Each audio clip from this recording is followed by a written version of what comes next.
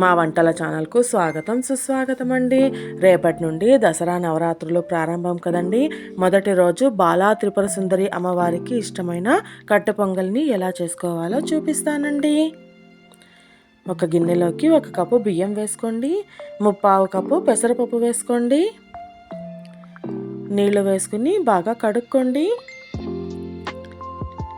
అలాగే కొద్దిగా నీళ్లు వేసి అరగంట పాటు నాననివ్వండి.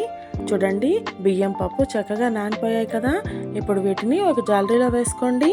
నీళ్ళంతా వడేసిన తర్వాత వీటిని కుక్కర్లో వేసుకోండి. 6 కప్పుల నీళ్లు వేసుకోండి. 1 టీ స్పూన్ ఉప్పు వేసుకోండి. 1 విజిల్ వేస్తే చాలండి, చక్కగా ఉడికిపోతుంది. బాండ్లీలో కొద్దిగా నెయ్యి వేసుకుని 1 స్పూన్ ఆవాలు, 1 స్పూన్ జీలకర్ర, 1 స్పూన్ మిరియాలు వేసుకోండి. 6 పచ్చిమిరకాయలని సన్నగా తరుక్కోండి. కొద్దిగా అల్లం తరుక్కుని కరివేపాకు అంతా వేసేసుకోండి. కొద్దిసేపు మగ్గనివ్వండి. కొద్దిగా జీడిపప్పుని ఇలా తుంపి వేసుకోండి. అది కూడా కాసేపు మగ్గనివ్వండి. కొద్దిగా ఇంగు వేసుకోండి. కొద్దిసేపు కలుపుకొని స్టవ్ ఆఫ్ చేసుకోండి. చూడండి, బియ్యం పప్పు చక్కగా ఉడికిపోయాయి కదా. వీటిని కొద్దిగా స్మాష్ చేసుకోండి.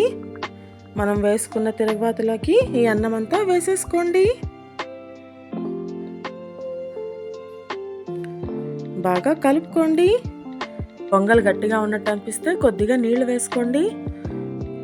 మరీ నీళ్ళగా కాకుండా మరీ గట్టిగా కాకుండా ఈ విధంగా ఉంటే చాలండి. కొద్దిగా కొత్తిమీర వేసుకోండి. అంతే, ఎంతో ఈజీగా అమ్మవారికి ఇష్టమైన కట్టె పొంగలి రెడీ అయిపోయిందండి. మీరు ఒక్కసారి ట్రై చేసి చూడండి. నచ్చినట్లయితే మా వంటల ఛానల్ను సబ్స్క్రైబ్ చేసుకోండి మరియు కొత్త రుచులను ఆస్వాదించండి.